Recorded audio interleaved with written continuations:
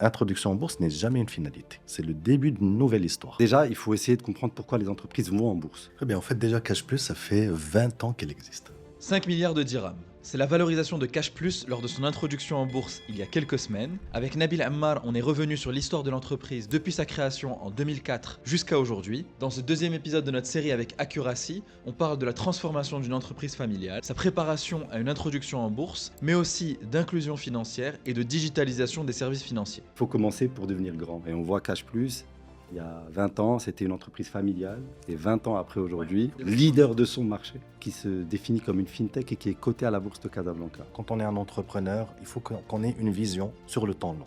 On ne peut pas avoir une vision court-termiste. شنو غادي نربح غدا. Nabil Ammar, on est très content de te recevoir avec Omar. Très heureux, merci, c'est Mohamed. Merci Omar. Donc on se disait, on a commencé à discuter un peu avant de commencer, on se disait on est en plein dans l'actualité. Donc tu es le chairman de Cash Plus, vous venez de rentrer en bourse il y a quelques semaines. On est en train d'enregistrer fin décembre, donc c'était il y a 3-4 semaines, C'est tout récent. tout récent. Ouais. Donc on a plein de choses à dire aujourd'hui. Plein de sujets intéressants, IPO, même le modèle des établissements de paiement qui est un modèle incroyable et propre aussi, avec beaucoup de spécificités marocaines. Donc, ravi de pouvoir échanger sur tous ces sujets-là. Nabil, pour commencer, peut-être ça pourrait être intéressant que tu te présentes, même si je pense que beaucoup de gens te connaissent et comme on a dit chairman de Cash Plus déjà, bon, tout le monde commence un petit peu à comprendre de quoi on va parler, mais peut-être pour commencer, est-ce que tu peux te présenter? Écoute, Nabil Ahmad, je suis directeur général et président du conseil d'administration de Cash Plus. 41 ans, ça fait 10 ans que je suis dans Cash Plus. Et auparavant, j'étais aussi entrepreneur, donc dans le domaine de la tech. Et puis voilà, très ravi d'être parmi vous. Omar, même si tout le monde commence un peu à te connaître maintenant. Donc, moi, je suis associé chez Accuracy, qui est un cabinet de conseil international en finance et en stratégie présent dans une quinzaine de pays. Moi, j'ai rejoint Accuracy en 2014 à Paris, après des études d'ingénieur. Et en 2018, on a eu l'envie de venir au Maroc. Et donc, naturellement, je suis venu au Maroc pour développer ce projet. Et depuis maintenant une douzaine d'années, j'accompagne des family office, des grandes entreprises et des fonds d'investissement dans toutes leurs opérations de croissance, de cession et toute autre opération stratégique, que ce soit au Maroc et en Afrique. C'est un peu mes régions de prédilection. Ok. Et juste pour information, j'ai eu le plaisir de travailler avec Nabil en 2024 lorsque MCP est rentré au capital de Donc Méditerranée Capital. Exactement. Et on a reçu Hatim pendant le premier épisode, donc on est en train de boucler la boucle. Bah justement, l'entrée en bourse, c'était il y a quelques semaines. On se demandait avec Omar un petit peu comment ça s'est passé. Bien sûr, on a suivi l'actualité. On a vu que ça avait été sursouscrit 65 fois. C'est-à-dire qu'il y a eu 65 fois plus de demandes Que d'offres. que d'offres dans l'introduction en bourse. Donc, c'est un succès, ça, on peut le dire. On voulait savoir comment c'est passé de l'intérieur. C'est un très gros milestone pour une boîte, pour un entrepreneur aussi. On voulait comprendre un peu comment tu l'avais vécu. Écoute, alhamdoulilah, ça s'est très bien passé. Très heureux d'avoir été plébiscité par le marché. 80 000 souscripteurs, dont 40 000 nouveaux petits porteurs qui investissaient pour la première fois la bourse de Casablanca. Donc pour nous, c'est vraiment un très belle opération. On est très contents. Il faut savoir aussi que dans ce process-là, c'est un process qui demande du temps. Euh, c'est vrai que nous avons plus que préparés parce que nous sommes une entreprise qui est régulée. Et donc, en termes de gouvernance, en termes de comitologie, de process, etc., on était plus ou moins IPO ready. Mais derrière, avec la MMC, il y a beaucoup de travail, de va-et-vient pour produire les documents que tout le marché a obtenus, par exemple le document de référence, où on va détailler au maximum notre activité. Et donc, on s'expose. Et l'exercice le plus difficile, je pense, quand on rentre c'est cette transparence un peu, on va dire, un peu profonde. Parce que là, on expose nos chiffres dans les détails. Contrairement, nous, on a toujours été habitués à publier nos résultats. Donc, on publie semestriellement nos résultats. Ils sont publics. Tout le monde peut avoir accès à nos bilans. Mais rentrer dans le détail, ça, c'est quelque chose, on n'a pas l'habitude. Et puis, tu te dis, voilà, tout le marché va savoir exactement ce que je fais sur les transferts, bon, sur les différents revenus stream. Et quand on parle de marché, ben, les confrères, des opérateurs internationaux qui veulent rentrer sur le marché marocain, ben, ils ont déjà accès à un certain nombre de data qui n'étaient pas accessibles. Et donc, l'IPO permet d'avoir accès à cette data pour tout un marché. Donc, tu disais l'IPO, donc l'introduction en bourse, Introduction. et ça prend du temps. Donc, c'est plusieurs années. Et c'est vrai qu'en ce moment, il y a beaucoup d'intérêt pour la bourse, pour l'entrée en bourse. Du côté des gens qui veulent investir et du côté des entreprises qui s'intéressent de plus en plus à la bourse. Je pense que ça peut être intéressant de comprendre c'est quoi le process d'introduction en bourse. Alors, moi, sur ça, je pourrais intervenir. Déjà, il faut essayer de comprendre pourquoi les entreprises vont en bourse. Et c'est un point important.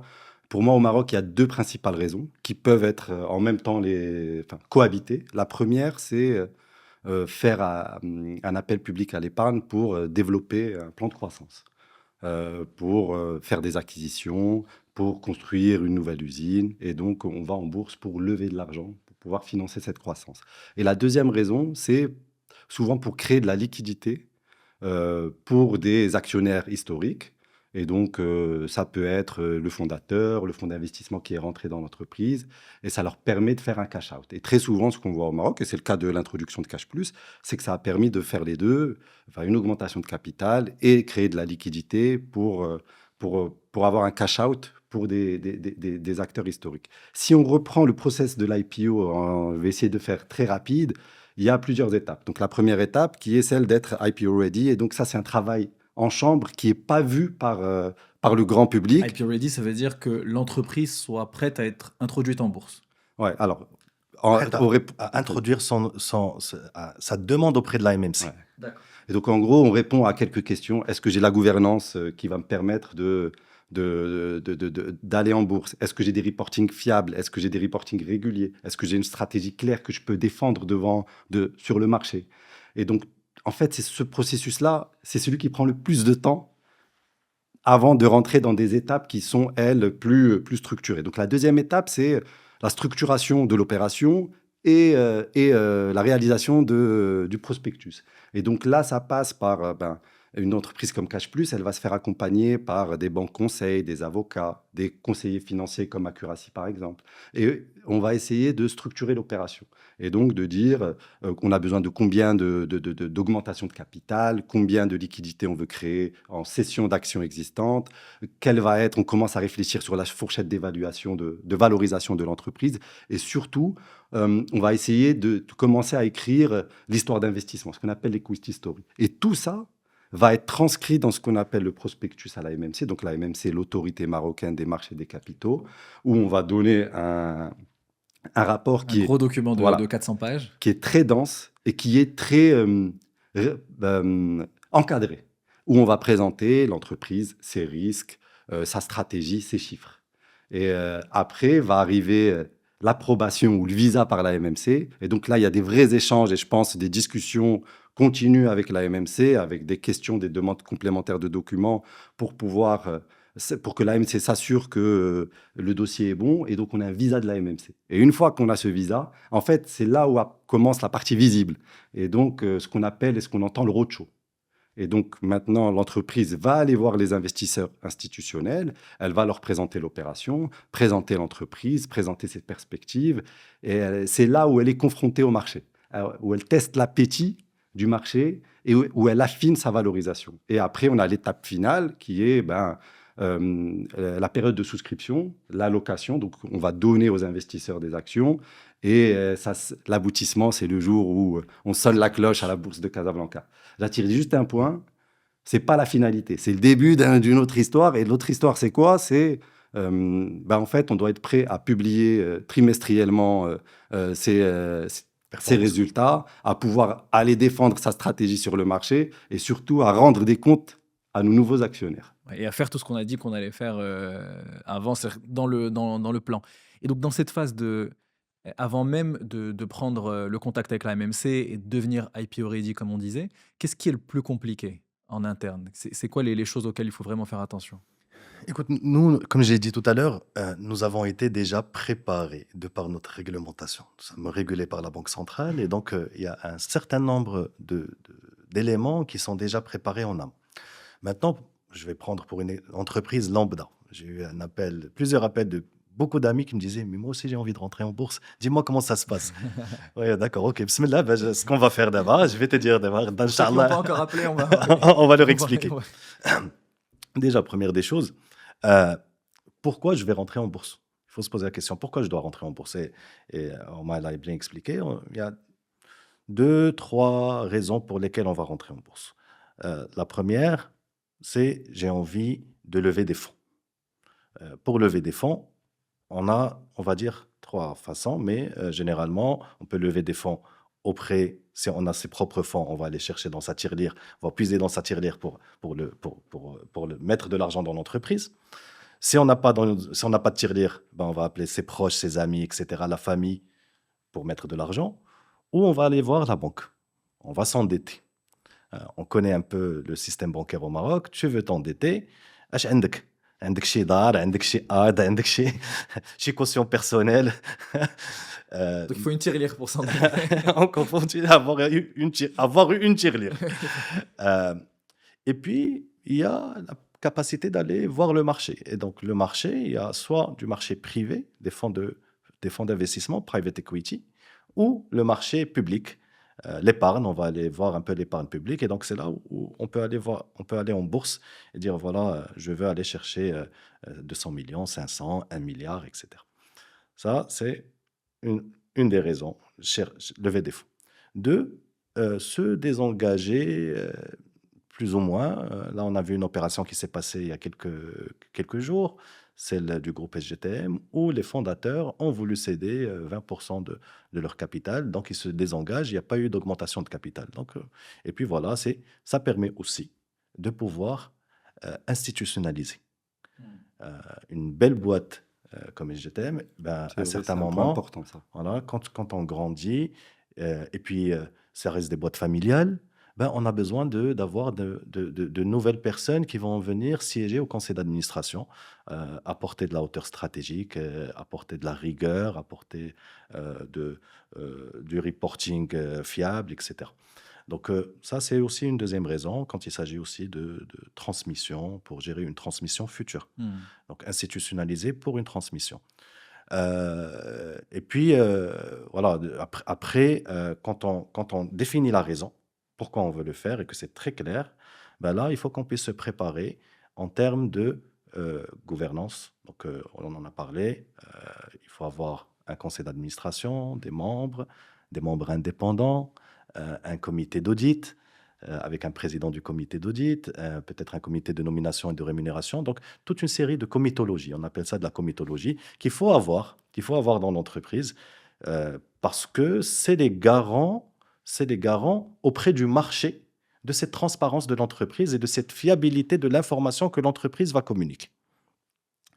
Et puis, bien entendu, en termes stratégiques, il faut que ça soit clair. Ma stratégie doit être claire, je dois savoir où est-ce que je vais aller. Omar l'a dit, l'introduction en bourse n'est jamais une finalité. C'est le début d'une nouvelle histoire. Et donc, il faut se positionner sur le temps long. Nos entreprises, autant qu'entrepreneurs, nous, on n'est pas des sprinters, on ne fait pas du 100 mètres. Nous, on fait des marathons et on fait même des Ironman. Parce que dans la vie d'entrepreneur, il faut aller sur du temps. C'est vraiment, c'est voir un peu très loin où est-ce que je veux aller, comment je vais aller. Et puis, bien entendu, transparence des chiffres. Là, il faut que les chiffres soient clairs. Quand on est entrepreneur tout seul dans son petit coin, نقدر ندير اللي بغيت نخربق كيف ما بغيت. وحنا في المغرب عندنا هاد الثقافه ديال les entrepreneurs malheureusement bon heureusement ou malheureusement mais فاش كتكون بوحدك tu fais ce que tu veux. Tu fais ce que tu veux. Quand tu es institutionnalisé et que tu as des fonds d'investissement où tu es à la bourse, tu es obligé d'avoir une comptabilité hyper saine, des chiffres extrêmement transparents. Et derrière, tu as des commissaires aux comptes. Et là, en l'occurrence, quand tu veux rentrer en bourse, tu as deux commissaires aux comptes. Pas un, mais deux commissaires aux comptes. C'est important. La plupart des gens connaissent Cash Plus parce qu'ils voient les agences, parce qu'ils connaissent bien sûr le transfert d'argent à l'échelle nationale pour les Marocains de la diaspora à l'échelle internationale. Mais tout le monde ne sait pas aussi que c'est une boîte dans le digital. Il faut que tu nous parles du nombre de comptes de paiement de Cash Plus qui est assez important. Et cette entrée en bourse, elle marque aussi un virage ou une continuité vers la fintech. Euh, Est-ce que tu peux nous expliquer un peu est-ce que c'est un virage d'ailleurs ou est-ce que c'est une direction? Euh, Nous dire aussi aujourd'hui ce que c'est Cash Plus, parce que justement, c'est pas que le retail et c'est pas que le transfert d'argent, mais c'est aussi d'autres choses. Et comment vous voulez aller vers la fintech? Très bien. En fait, déjà, Cash Plus, ça fait 20 ans qu'elle existe. Donc là, on a démarré en 2004. L'entreprise a été fondée par mon père. Et puis, avec une mission, c'était de rendre les services financiers accessibles à tous. Donc, au départ, pendant les 10 premières années, c'était un développement d'un réseau de transfert d'argent pratiquement monoproduit et en propre, c'est-à-dire que l'entreprise allait ouvrir ses propres points de vente, il y avait ses propres employés dans les points de vente, et puis il développait dans un premier temps un seul service qui était service de transfert d'argent international de la diaspora vers le Maroc, et puis à partir de 2012-2013, une petite diversification, légère diversification dans le transfert d'argent. C'était parce que la réglementation l'avait permis à l'époque où ils pouvaient signer avec d'autres opérateurs de transfert d'argent. Donc, quand je suis arrivé, moi, en 2015, c'était 5 services de transfert principalement. Et puis, c'est à ce moment-là, en 2015, qu'on a mené une transformation profonde de l'entreprise en accueillant Méditerranée Capital comme fonds d'investissement et avec un objectif qui était de vraiment transformer l'entreprise. Et puis, j'aime bien le dire, nous sommes passés d'une entreprise familiale à une vraie start-up avec une culture start-up. Donc 2015, changement de managérial total, total, avec l'arrivée du fonds d'investissement, et puis mise en place d'un plan de transformation triennal dans lequel il fallait absolument grandir de par la taille du réseau, grandir de par la taille des services et et grandir en termes de management. Et puis, bien entendu, sur la partie, on va dire, image de l'entreprise, il fallait qu'on impose une certaine image de cette entreprise. Je me rappelle à l'époque, quand on avait fait notre rebranding de Cash Plus, nous, on avait un logo qui ressemblait à un Pac-Man avec un drapeau suisse. Et donc, quand on a fait notre premier rebranding, le seul, unique, bah, tout le monde nous disait, mais c'est quoi ces couleurs? Est-ce que vous êtes une pharmacie? Vous êtes quoi? Et puis c'était l'objectif, c'était d'avoir cet impact. Les gens ne s'attendaient pas à voir ces couleurs comme ça. Et aujourd'hui, je suis très ravi de voir nos couleurs un peu partout. Et donc, l'idée pour nous, c'était vraiment d'accélérer un peu cette transformation d'un marché qui était là, qui était existant, hein. Le marché du transfert d'argent a toujours existé au Maroc, hein. Les réseaux de retail, de transfert d'argent existent depuis 30 ans. Mais il y avait encore un besoin qui était là sur le marché, qu'on a adressé, celui des entrepreneurs, des franchisés qui viennent aujourd'hui ouvrir des points de vente. Et nous, c'était ça un peu qui nous a différencié un peu sur le marché. C'est-à-dire que dès le départ, nous avons identifié notre client euh, et qui est notre franchisé. C'était notre premier client. Comment on peut rendre service à ce client-là qui vient chez nous pour avoir cette franchise, pour avoir cette marque et travailler sous cette marque-là, comment l'aider à générer plus de revenus? Donc, pour bien expliquer, les agences qu'on connaît, qu'on voit au Maroc, dans les grandes villes, dans la ruralité, partout, dans le modèle Cash Plus, c'est des franchisés à Oui, 70%, à 85%. 85%, qui n'est pas le modèle classique. Alors aujourd'hui, Enfin, classique, pas le modèle des autres ouais, mais qui est acteurs. devenu le modèle classique, Cash Plus, il a tendance à avoir plus de franchisés que les autres en termes de pourcentage. Mais aujourd'hui, les autres ont suivi et ils ont plus de franchisés Ok. que Mais historiquement, c'était plutôt en propre. Historiquement, c'est en propre, hein. Si on va historiquement, bah, Berit, typiquement, ça a démarré, tout était en propre. Ok. Alors, ce qu'il faut avoir en tête, c'est que le réseau de franchisés, il apporte quand même plein d'avantages. Le premier, c'est que ça fait gagner beaucoup de temps, mais surtout, ça fait gagner de l'argent. Enfin, c'est pas vous qui investissez. Si tu dois ouvrir 5000 réseaux d'agences propres et que tu dois mettre l'argent pour 5000 réseaux d'agences propres, ça devient difficile. Et surtout, je dirais que avoir un franchisé, c'est avoir quelqu'un qui est aligné avec toi sur la stratégie, parce que c'est un entrepreneur lui aussi, et donc il est incité à faire réussir son point de vente plus que quelqu'un qui est salarié chez toi, parce qu'il est rémunéré sur la performance de son point de vente. Oui, tout à fait. En complément, un franchisé va t'apporter aussi cette proximité terrain que tu ne pourras jamais avoir. Lui, il connaît son quartier, il connaît son village, il connaît son lieu de vie. Les gens le connaissent dans le quartier. Donc, il devient le tiers de confiance avec le quartier ou avec le village, ou l'homme de confiance. Et on a plein d'exemples comme ça de personnes qui deviennent limite des notables dans leur région parce qu'ils ont une agence Cash Plus et qu'ils deviennent des référents. Euh, c'est plein d'exemples. On a dans une région qui s'appelle Guisser, une dame qui s'appelle Fatima qui est la maman du tout le village. parce que اللي بغى شي حاجه حيت هي اللي قاريه وهي اللي كتعطي الفلوس دونك الفلوس instrument de confiance. Et puis quand il y a quelqu'un qui veut faire un acte administratif كيمشي عندها بغيت غادي نمشي خاصني شي ورقه ولا هذا شنو غادي ندير etc. Et c'est là où la puissance de ce modèle là d'entrepreneurs qui sont proches du terrain a tout son sens. Et on va en parler tout à l'heure, on a plein d'exemples comme ça dans les aides sociales, etc. Effectivement, ça apporte énormément de... Moi, je vais apporter un complément.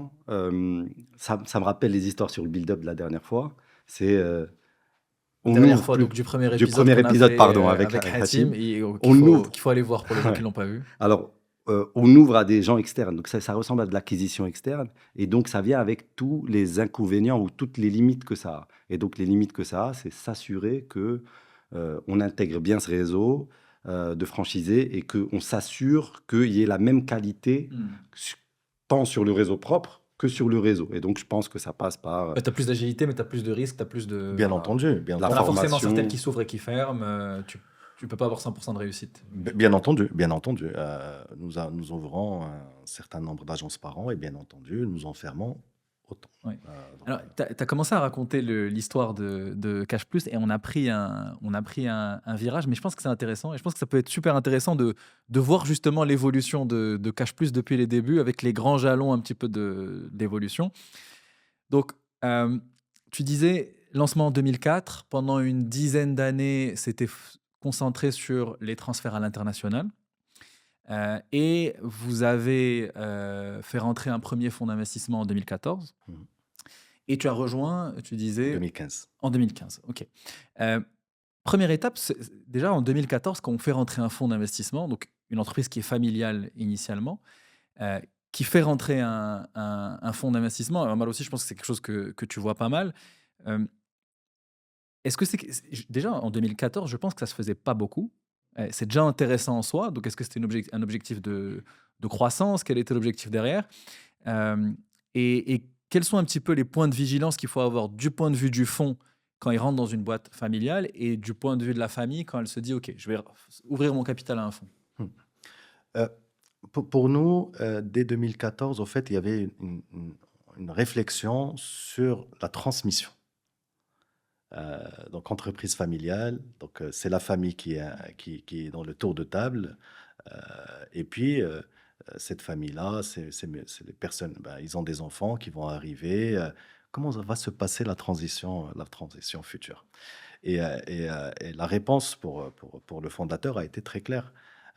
Si on veut apporter une certaine équité dans la gestion et de la transparence, etc., faut ouvrir son capital à quelqu'un qui va venir te permettre d'avoir cette gouvernance structurée, cette transparence avec tout le monde, toutes les parties prenantes, et assurer une transition future. Et donc, c'était ça le premier objectif pour Cash Plus et pour le fondateur de Cash Plus. Donc, quand on a fait cette opération avec Mediterranea Capital, c'est vrai qu'à l'époque, il n'y avait pas beaucoup d'opérations de private equity, très peu. Et derrière, nous avons ouvert notre capital à hauteur de 47%. Donc, pratiquement, nous avons... beaucoup, hein. C'est beaucoup à l'époque, effectivement. Mais l'objectif derrière, c'était, on savait pertinemment qu'avec les fonds que nous allions ramener et puis la mise en place de l'institutionnalisation, de la gouvernance, etc., nous avions tous les atouts pour accélérer. Et donc, ce fonds est venu. En termes de gouvernance, il y a eu un DG qui est extérieur, qui a rejoint l'entreprise. Très rapidement, moi, j'ai rejoint dans la foulée, et avec un groupe de jeunes managers. Donc, on était extrêmement fougueux. Et puis, tu as le fonds qui est là, qui te permet d'avoir cette discipline en termes de gestion et cette hauteur stratégique et cette vision. Parce que je ne te cache pas qu'à l'époque, on va te parler de reporting régulier de clôture le 5 du mois. Tu te dis, mais moi, ma comptage, la clôture le 28 mars, le 30 mars jusqu'à 2 heures du matin, tant que j'ai la possibilité d'injecter le Ouais. bilan dans le système de la DGI. Clôturer le 5 du mois, c'était pour nous, c'était de la science-fiction. Euh, donc voilà, c'est ce que t'apportes. Je pense que ce que ça apporte les fonds aujourd'hui, et je pense que aussi c'est quelque chose qui est extrêmement important aujourd'hui plus qu'avant, c'est cette transmission générationnelle. Et aujourd'hui, on le voit, il y a de plus en plus d'entreprises appartenant à des familles qui, à un certain moment, butent sur la transmission. Et c'est là où vient le rôle des fonds d'investissement. Alors sur ce point, moi je séparerais deux typologies d'opérations qui ont des points de vigilance qui sont un peu différents. Donc l'opération minoritaire, l'ouverture minoritaire et l'opération majoritaire. Sur le minoritaire, c'est ce que tu disais, et c'est ce qu'on voit le plus souvent aujourd'hui au Maroc, c'est une famille qui ouvre son capital de son entreprise à un fonds d'investissement, et donc la famille... elle est toujours là, garante de la stratégie, c'est elle qui décide, mais elle veut accélérer. Et donc, elle a besoin d'un accompagnateur pour se structurer, pour se faire challenger Ça sur... va céder 20, 30%, elle va garder le contrôle. Elle va garder la majorité, et donc, c'est toujours elle qui est aux commandes. Et donc, elle a besoin de se structurer, d'accélérer et de pouvoir passer un palier stratégique. Et dans le cas de Cash Plus, ben, c'est là où ça marche. C'est parce que la famille, comme Nabil l'a dit, ben, elle voulait passer à l'étape supérieure. Et le fonds, lui, il sait il est assez agile pour pouvoir se dire, je suis pas là pour tout réécrire, mais que je dois être là comme un accompagnateur. Et donc, ce qu'apporte, enfin, les points de vigilance côté fonds, dans ce genre d'opération, c'est d'essayer de comprendre l'ADN de décision dans l'entreprise, qui peut-être avant, les décisions se prenaient autour d'un couscous, mais ce qu'il faut avoir, c'est de comprendre qui tire les ficelles, qui décide, quel est le processus de décision. Ça, c'est les vrais points de vigilance dans une opération minoritaire. Et de l'autre côté, les points de vigilance côté famille ou entrepreneur, c'est est-ce que je suis prêt à me mettre à nu devant quelqu'un? Est-ce que je suis prêt à être challengé, là où avant, je n'étais pas challengé? Et surtout, est-ce que je suis prêt à m'aligner avec quelqu'un qui a une vision court terme et moi une vision long terme? Donc ça, c'est le premier point et c'est le cas qu'on voit souvent. Sur les opérations majoritaires, c'est un autre sujet. C'est un sujet, comme tu l'as dit, de transmission. Et donc là, très souvent, ce qu'on voit, c'est que l'entrepreneur voit la deuxième génération ou qui n'a pas envie de prendre la succession, ou qui n'a pas les capacités parce que les enfants font un autre métier et donc il préfère céder une partie majoritaire pour pouvoir réallouer cet actif-là et pour que la seconde génération fasse des choses qui sont plus compatibles avec ce qu'ils ont envie de faire. Et donc là, le fonds, lui, il doit prendre les rênes de l'entreprise. C'est lui maintenant qui décide. Il doit être capable de mettre ses équipes, de restructurer s'il le faut. Et donc pour lui, pour le fonds, le vrai point de vigilance, c'est essayer de prendre la main. Mais il faut garder aussi... sans couper cette culture-là. Et très souvent, dans ces entreprises familiales, il y a même des liens personnels entre le fondateur CEO et ses clients, et ses fournisseurs, et ses banquiers. Et de l'autre côté, la famille, les points de vigilance qu'elle doit avoir, c'est est-ce que je suis prêt à donner les rênes de l'entreprise à quelqu'un? Et surtout, comment je gère ceux qui vont rester dans l'entreprise? Et donc, on a deux... Mais tu as très bien résumé au début. Minoritaire, c'est de la cohabitation. Et majoritaire, c'est de la transmission. Même dans la philosophie minoritaire, on va créer une histoire ensemble. Majoritaire, on prépare quand même une sortie. Tout à fait. Côté de la famille, Ouais. qui est aussi une... Et dans la transmission aussi, pardon, tu Ouais, voulais- non, juste en complément de ce que disait Omar, en point de vigilance aussi côté entrepreneur, c'est le fonds, les équipes qu'il y a derrière, les personnes qui vont venir siéger au conseil d'administration. Est-ce que c'est des personnes qui vont venir m'apporter réellement quelque chose au quotidien? Parce que quand tu sièges dans un conseil d'administration, il se tient 4 fois par an. Alors ça, c'est une bonne question, parce que dans le premier épisode avec Hatim Ben Ahmed, il nous disait justement qu'il était au contact des entrepreneurs. Là, on a l'occasion de le vérifier. C'est quoi un coaching de la part de Est-ce Hatim? est-ce que c'est vrai ou pas? C'est dur. C'est dur d'avoir Hatim sur le dos. Mais c'est dont tu as besoin un entrepreneur. Un entrepreneur, il a besoin d'être challengé. Quand tu es tout seul, quand il n'y a personne avec toi, il n'y a personne qui te challenge. Tes collaborateurs, c'est vrai, peut-être tu vas poser des questions, tu vas être dans un management participatif, etc. Mais très rare que les gens vont venir dire à un patron non, mais tu es en train de faire n'importe quoi, ta décision là, ça va nous mener droit dans un mur. Non, c'est pas le moment. Par contre, quelqu'un en qui tu fais confiance et qui siège avec toi, qui a aussi les rênes de l'entreprise entre les mains, Il y a un intérêt aussi qui a avec un toi. intérêt aussi, dans les intérêts sont alignés, la vision sont alignée, ben lui, il a toute la légitimité de te dire tu es en train de faire du n'importe quoi, ou c'est pas maintenant, peut-être plus tard, etc. Effectivement, avoir des personnes, et pour moi, c'est le plus important. Quand on va aller chercher, je le dis, même quand je rencontre des startups qui vont lever des fonds auprès de VC, etc., je leur dis, mais les gars, l'argent, tu vas le trouver partout. Mais par contre, les personnes que tu vas mettre autour de toi, il faut qu'elles puissent t'apporter le maximum de valeur.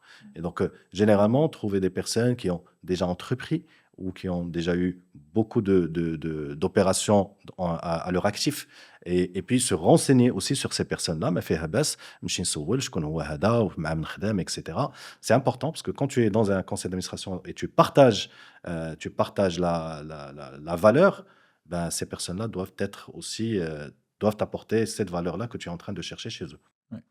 Sur le sujet de la transmission, alors on l'a déjà un petit peu couvert, mais donc, et tu disais tout à l'heure, on est arrivé aussi avec d'autres managers un peu fougueux, on a changé les choses. C'est quelque chose qui s'est passé de manière fluide ou qui est compliqué? Est-ce qu'il y a des difficultés quand il y a un passage comme ça d'une première à une deuxième génération?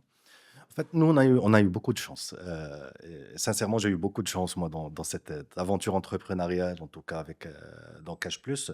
C'est qu'on a été extrêmement bien entouré. Donc, on avait eu Méditerranée Capital dans le tour de table avec Saad Benjidi et Hatim, qui sont des personnes juste extraordinaires, qui nous ont apporté énormément. Et puis, on a eu beaucoup de chance parce que même le fondateur a été extrêmement conciliant quand quand on est venu lui dire, écoute, il faut qu'on fasse table rase du passé. Euh, il faut qu'on construise une nouvelle histoire et il faut qu'on crée une nouvelle dynamique. C'est pas évident pour un entrepreneur que tu lui dises tout ce que tu as fait avant, on va le limite jeter à la poubelle et on va Et reconstruire. comment ça a été accueilli? Euh, Écoute, un peu difficilement, pour ne rien te cacher. Mais il n'y avait pas le choix. Il y avait un fonds qui était là, il y avait un nouveau management et il fallait commencer à exécuter avec une ambition pour nous qui était de très rapidement de devenir un opérateur important sur le marché. Et donc voilà, c'était pour nous un des challenges, c'était le renouvellement des On équipes. va continuer Ouais, ouais. justement l'histoire pour arriver justement à la fintech, etc. Et c'est un autre sujet dont on voulait parler aussi avec Omar, c'est justement, on se disait, si tu veux changer de business et avoir enfin de business, changer de trajectoire, bien sûr en gardant ce que tu fais déjà, mais en ajoutant aussi du digital, en devenant une fintech, c'est pas qu'une stratégie, c'est aussi dans l'ADN de la boîte, dans les gens qui sont dans la boîte, dans les process. Et donc en réalité, c'est presque une nouvelle entreprise. Et donc, c'est ça que tu dis, c'est que déjà, il y a commencé à avoir une évolution dès ce moment-là. Oui, clairement, clairement, parce que tu viens d'un monde qui est retail. Donc, on va distribuer des services, des produits qui appartiennent à d'autres personnes. Et à un certain moment, tu dois construire ta propre identité. Hmm. Euh, Tu dois construire tes propres services, tu dois construire une offre aussi. On parlait tout à l'heure. Euh, le client, c'était dans un premier temps, c'était notre franchisé. On a pensé comme ça dès le premier jour. Comment cette personne-là peut, quand elle rentre dans notre point de vente, plutôt quand elle ouvre un point de vente, comment elle peut avoir un revenu décent pour vivre. Très difficile au départ, en 2015, le revenu par agent était de 3 000, 4 000 dirhams. Hmm. Et donc, comment tu peux augmenter, accueillir de nouveaux agents avec un existant qui n'était pas reluisant. Et donc, c'est dans cette optique-là que nous avons énormément développé de services pour maximiser les occasions de vente, maximiser du cross-selling aussi dans l'agence. Et puis, avec un objectif, c'est avoir du rendement pour cet agent qui travaille avec nous. Moi, j'ai une lecture qui est complémentaire. Je pense que Cash Plus n'a pas changé son ADN, hein. L'ADN de Cash Plus et la mission de Cash Plus, ça reste fournir des services financiers de proximité. Après, ce qui a changé, c'est le moyen de le faire. Au début, c'était des agences. Maintenant, il y a du digital. Et on a changé de taille. Mais derrière, l'ADN est resté le même. Et c'est ça qui fait que ça perdure. On peut changer de taille, on peut changer, mais ils ont gardé cette même ADN. Et pour le passage du digital, ben en fait, c'est simplement une adaptation aux usages des clients et à l'économie. Et on ne peut pas en vouloir à une entreprise de s'adapter au monde dans lequel elle vit. Et au contraire, les entreprises qui ont réussi à perdurer dans le temps, c'est celles qui étaient agiles sans perdre leur ADN, mais tout en étant agiles parce qu'il y a un écosystème qui bouge. Et celles qui ont réussi, il y a plein d'exemples, hein, l'exemple de Kodak, de Nokia, qui, en voulant rester dans des modèles figés et pas agiles, n'ont pas réussi à développer leur activité dans le futur. C'est ça, c'est de se dire que l'ADN, c'est l'inclusion financière, c'est pas le produit actuel qu'on est en train de vendre au moment T, quoi. Et c'est ça qui change tout. On a parlé justement de ce 2004, 2014, 2015. Il y a une deuxième étape, 2014-2017, où j'ai l'impression que c'est une vraie phase de croissance du réseau national. 2014 ou 2015, vous rachetez Eurosol, qui avait 200 agences, Ouais, 300 points de vente, qui étaient un peu plus gros que nous, 300 points de effectivement. vente. Et c'était la première acquisition, Première pense. opération de croissance externe, effectivement. Effectivement, première acquisition, premier exercice pour nous en tant que management de rachat d'une boîte. Et puis, l'épisode avec Hatim, je pense qu'il vous a raconté, c'était une négociation, c'était une opération assez atypique parce que à l'époque, faire une opération, nous avons fait une opération pour acquérir un opérateur de taille similaire ou un peu plus grande, pour nous déjà, c'était un risque énormissime et vu le montant qu'on mettait en face.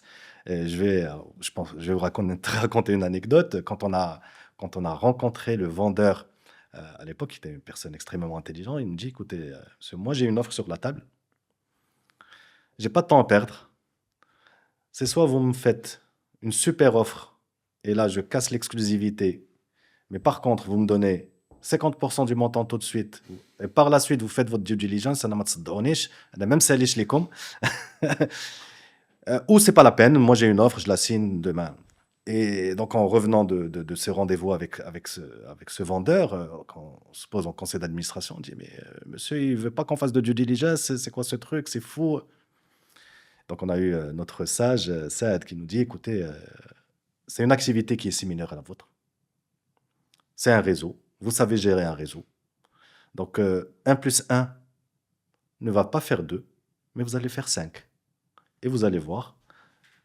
Prenez le réseau tout de suite et gérez votre comptabilité, votre due diligence par la suite. De toutes les manières, il y a ce qu'on appelle un mécanisme, la garantie d'actifs et de passifs, le GAP, qu'on va appliquer à ce vendeur-là. Et puis, donc voilà, si on voit qu'il y a un problème sur les comptes, etc., ben, on a cette garantie d'actifs ou de passifs. C'était l'offre qu'il avait, c'était une offre d'un concurrent? Il avait une offre d'une banque qui voulait racheter ce réseau-là. Donc ça, c'est un point très important. En fait, l'acquisition externe, elle peut paraître moins saine qu'une acquisition, qu'une croissance organique. Croissance externe, c'est qu'on veut croître, mais en rachetant des entreprises, Exactement. croissance organique, on va croître juste avec notre business. Exactement. Ça actuel. paraît plus simple parce que c'est fait au sein de l'entreprise, parce qu'il y a moins d'éléments extérieurs à digérer. Mais parfois, le marché, en fait, il t'impose d'aller plus vite parce qu'il y a des positions qui se concentrent, parce qu'il y a des gens qui vont atteindre des tailles critiques, qui vont venir prendre des parts de marché. Et donc, la croissance externe te permet de pallier à ça. Et dans le cas d'Eurosol, c'est super parce que c'est en plus un métier de réseau. Donc, un métier de réseau, c'est plus tu as de réseau, plus tu as de points de vente, plus les gens vont utiliser ton réseau et plus tu peux aller capter des parts de marché. Donc là, ça avait vraiment du sens. Donc c'est ça que tu voulais dire par 1 plus 1 égale 5, et c'est ça que tu dis aussi, c'est que 1 plus 1 égale 5, parce que si on a plus de réseau, il y a justement des effets de réseau qui font que les clients voudront encore plus utiliser Cash Plus parce que peut-être que Cash Plus est aussi présent dans la ville dans laquelle ils veulent envoyer de l'argent, etc. Tout à fait, tout à fait. Cash Plus n'était pas visible à l'époque. Hein. Quand tu as 250 points de vente sur tout le territoire marocain, tu n'es rien. Tu n'es vraiment rien. D'ailleurs, quand tu as 250 points de vente, tu es dans plein de villes, tu n'es pas existant. Et c'était quoi la contrainte à ce moment-là? C'est-à-dire le fait de passer de 250 à 500, c'était déjà des franchisés, mais c'était une difficulté de les trouver et de scaler assez vite? Oui, la contrainte déjà, j'en ai parlé, c'était déjà le revenu par agent. Quand tu vas démarcher quelqu'un, tu lui dis, écoute, est-ce que tu veux être derrière sous ma marque? Tu dis, mais شحال كيدخل شحال غادي نربح معاك في الآخر الشهر؟ انا جو في موبيليزي 10 المليون ولكن غادي تعطيني 3000 درهم في الشهر, ça m'intéresse pas. 1 plus 1 égale 5. Il y a aussi l'idée de le réseau va grandir, le revenu par agent va grandir, sûr. etc. Okay. Je veux envoyer de l'argent à Imin Tanout, à 250 points de vente, tu n'as pas d'agence à Ibn Tanout. Mais par contre, quand tu vas racheter un autre réseau, il aura sûrement des agences à Ibn Tanout. Ouais, c'est vrai qu'on a eu un peu de dommages collatéraux quand on a racheté, quand tu vas dans des C'est-à-dire, petites... dans les mêmes Ben, villes, dans les d'avoir mêmes des villes où agences tu dans les as mêmes villes. voilà, Du du chaînage. chaînage, des agences collées. Chaînage, c'est quand les agents sont proches. Chaînage, c'est la distance entre d'une agence à une autre. D'accord. Voilà. Et donc là, par exemple, j'ai plein d'exemples. Oued Emilil, du côté de Tcheza, on a des agences collées. Mais bon, voilà, c'est l'effet d'acquisition. Tu dois commencer à arbitrer. Donc là, l'importance de faire de la croissance externe, c'est le temps. Tu gagnes ce temps-là que tu ne pourras pas gagner quand tu fais de la croissance organique. Très Moi, difficile. je veux attirer ton attention sur, on entend souvent, moi, ma stratégie, c'est de faire de la croissance externe. Là, c'est pas une stratégie. C'est un levier qui permet d'accélérer ta stratégie. Et on l'avait aussi dit lors du premier podcast, il y a toutes des contraintes sur l'acquisition de l'externe. Il y a un alignement de la culture, il y a de l'intégration à faire. Et donc, moi, le conseil que je donnerais à un investisseur, enfin, ou un entrepreneur qui veut faire de l'acquisition externe, c'est de se dire, est-ce que cette acquisition va me rapprocher de là où je veux que mon entreprise soit dans 5 ans? Si elle ne répond pas à cette question, fais de l'organique. Mais il faut qu'elle puisse répondre à cette question-là. Et c'est exactement ce qu'a fait Cash Plus en intégrant Orosol. Et il y a eu un vrai avant-après? C'est-à-dire que ça a permis vraiment de passer à une taille critique, d'avancer beaucoup plus vite ensuite? Bien entendu, quand on passe d'un réseau de 250 à un réseau de plus de 650, déjà, c'est l'effet, tu triples pratiquement tes revenus, mais pas que. Bah, tu as beaucoup de mutualisation, beaucoup d'optimisation que tu peux faire. Bah, tu avais une direction support, finance, etc., elle va gérer les deux entreprises, un service client, etc. Donc là, il y a des pans d'optimisation à faire. Et puis, ça te permet aussi d'être beaucoup plus visible et d'accueillir de nouveaux points de vente dans le futur. Ouais. Avoir un réseau de 650, c'est pas avoir un réseau de 250, clairement.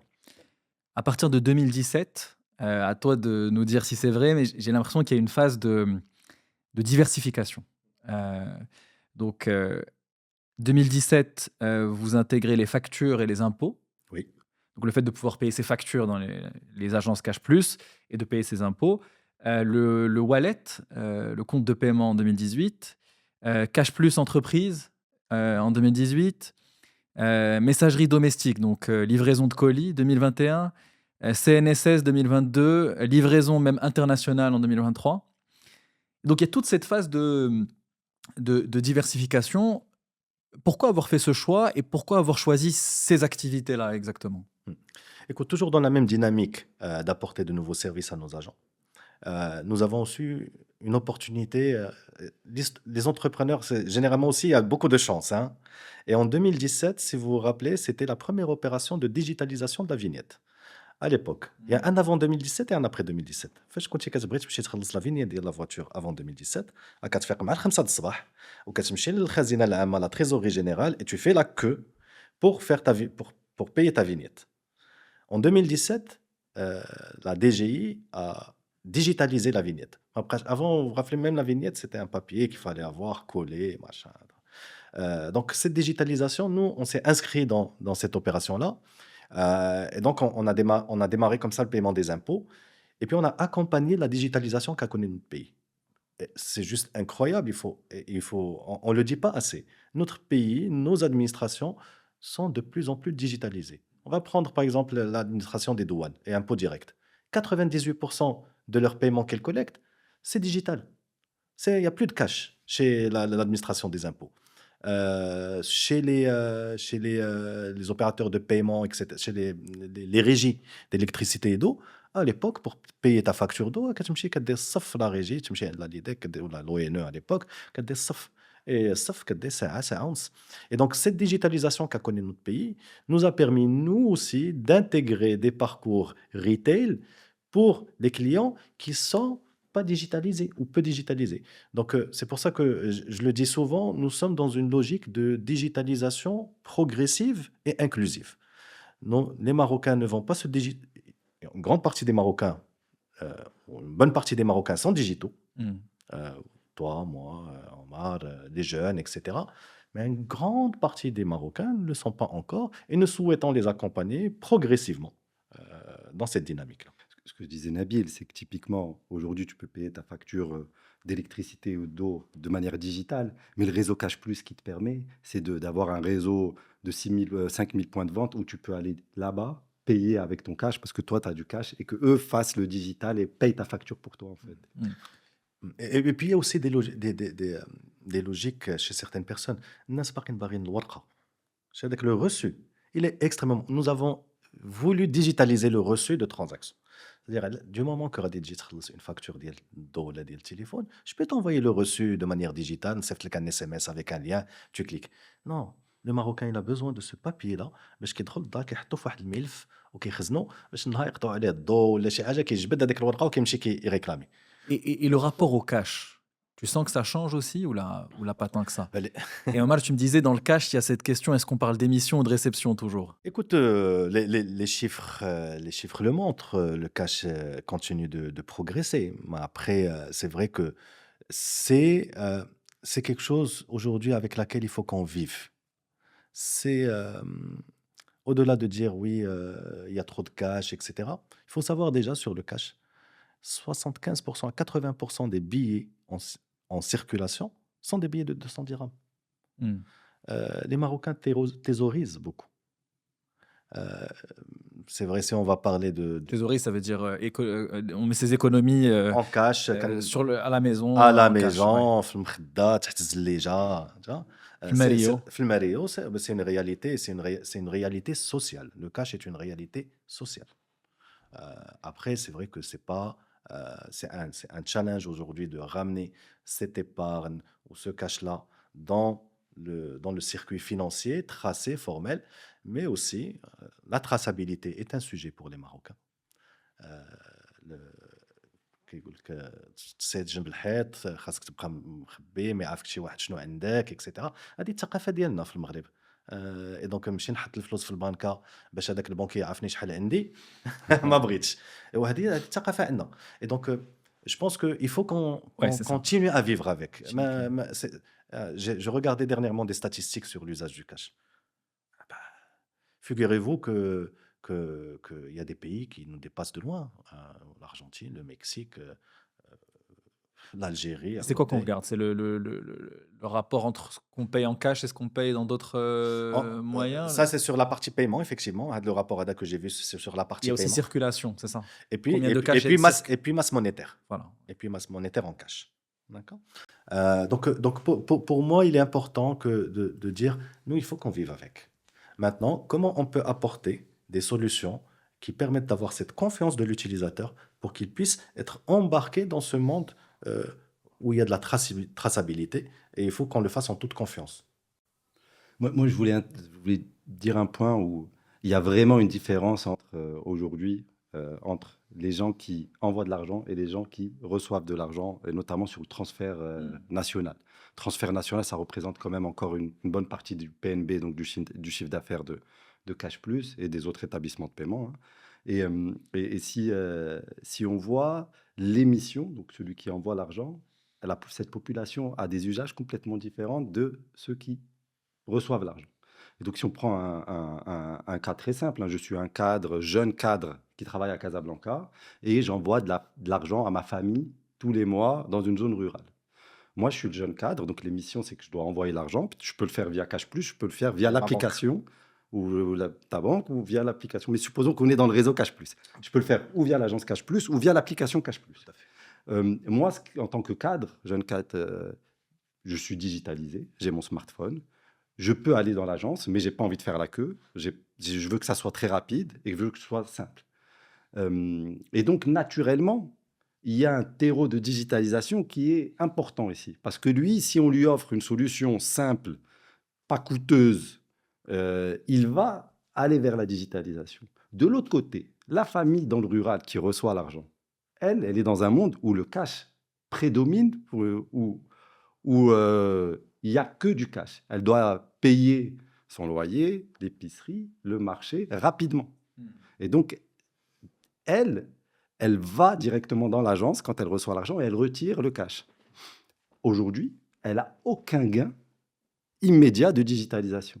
Donc vraiment, je pense que dans la digitalisation des transferts d'argent, il va y avoir deux niveaux. Il y a le premier niveau de la digitalisation de l'émission, parce que je pense que les usages commencent à être bons. Et sur la réception, une fois que ça sera mis en place, on pourra parler de digitalisation du réseau, enfin, de la réception. Je ne sais pas si tu partages ça. Oui, tout à fait, pleinement, pleinement. Et on le voit aujourd'hui aussi sur le secteur sur la partie transfert d'argent international. Tu as un très beau sponsor qui fait du transfert TapTapSend, international. qui est Voilà, sponsor de NextWave. voilà. Et eux, effectivement, ils ont développé toute cette partie digitale de la diaspora. Aujourd'hui, beaucoup de diaspora. 30% des transferts d'argent faits par la diaspora sont faits de manière digitale. 37, 30%. 30%. 30% ouais. Et ça, c'est un vrai changement euh, de comportement. Quand avant, c'était 100% retail, il fallait aller dans une agence comme ici au Maroc, en Europe, à Paris, donc que tu allais dans une agence pour transférer. Aujourd'hui, grâce à ces applications, tout se fait en digital. Et on voit qu'il y a une Là, les croissance. 30%, c'est émis en digital et reçu en digital. C'est des deux côtés. Non, non, plutôt émis en digital et reçu en cash. D'accord. La réception, ce que Voilà. disait Romain, il n'y a pas de réception en digital. On Très n'y est peu. pas encore. Très On n'y peu. est pas encore, on n'y est pas encore, pas pour le moment. Et donc, on le voit aujourd'hui, et on voit une croissance extrêmement importante de ces transferts, ces émissions de transfert de manière digitale. J'avais une question. Oui. Moi, est-ce que le réseau rural, c'est un réseau où les gens viennent retirer leur argent? Ils viennent pas faire de l'envoi de l'argent principalement ou pas? Parce que ça expliquerait à tout le monde l'importance du réseau physique aujourd'hui pour Cash Plus. Et qu'on ne peut pas dire on doit l'enlever. Mais est-ce que côté ville, il peut être disrupté par ce qu'on disait? C'est-à-dire que l'émission pourrait être Oui. en. Mais par contre, tu disais un truc qui était. Alors, on t'a posé plein de questions là. Mhm. Mais il y a un troisième élément que Ouais. tu disais avant qu'on commence le podcast, sur justement le fait que les agences, c'était aussi un endroit où on pouvait répondre à des questions, etc. Donc, il y a peut-être cet élément aussi. D'accord. Déjà, par rapport à la question de Raouma, est-ce que dans le rural, il y a plus de réception que d'émissions? Oui, forcément.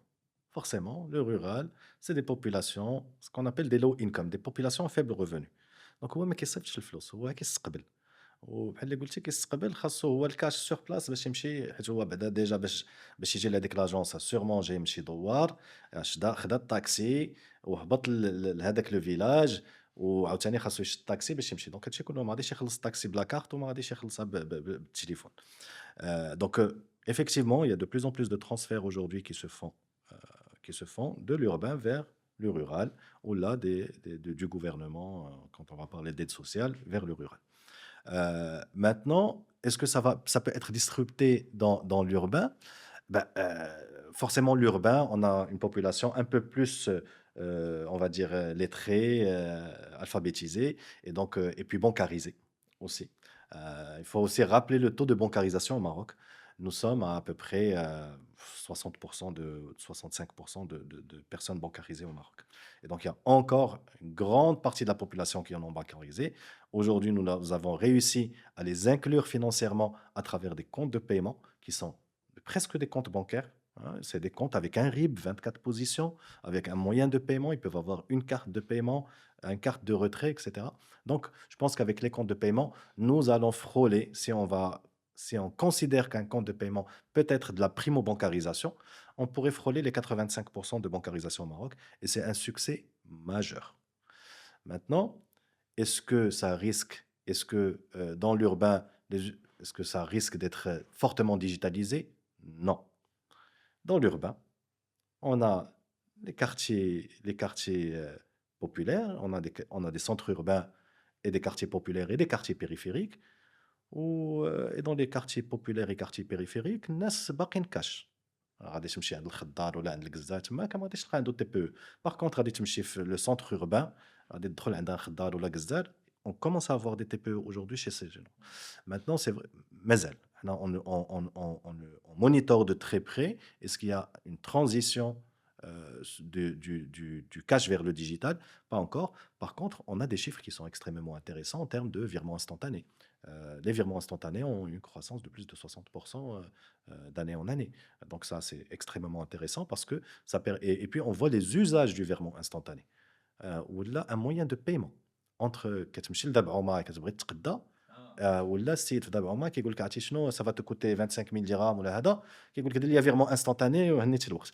Donc et les gens, et c'est surtout derrière ce que tu vois, c'est que les gens deviennent ça ne les dérange pas de payer le coût. Et ça aussi, c'est Que une ça a un coût initiative. le virement. Ça a un coût, le virement instantané. Mais malgré le coût qui est assez important, on parle je pense, entre 12 et 18 dirhams, les gens sont prêts à payer ce coût parce qu'ils sont prêts à payer cette fonctionnalité d'instantanéité. Ok. Chose que les wallets ont ramené il y a pratiquement 6 ou 7 ans, l'instantanéité. Parce qu'aujourd'hui, envoyer de wallet en wallet, c'est instantané.